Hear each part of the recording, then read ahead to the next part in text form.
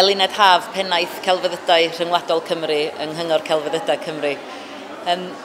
Dwi'n croesawu'r adroddiad yma, mae fod yn hynod bwysig, dwi'n meddwl bod ni'n cael awgrymiadau sut i fod yn lot fwy strategol fel cenedl, ond hefyd fel sectorau gwahanol ar sut da ni'n ymwneud efo rhaglenni Ewropeaidd.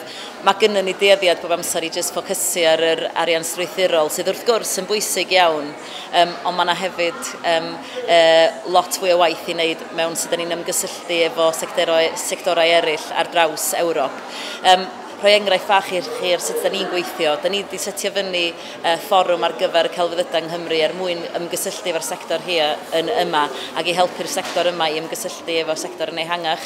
Mae hynna wedi rhoi lot o fwy o arbenigedd o fewn y sector, ond hefyd i ni fel corff i fedru cefnogi'r sector. Dwi'n meddwl bod y brinder o gyrff ac unigolion sy'n gallu helpu pobl i roi ceisiadau at ei gilydd. Maen nhw'n cymryd amser ydych chi'n gorfod fod yn strategol yn nhw, ond mae datblygu'r ffordd da ni'n cefnogi y sector i fod yn gwneud hynny, mynd i fod yn rhywbeth ofnadwy o bwysig, a mae'r adroddiad yma yn cydnabod hynny.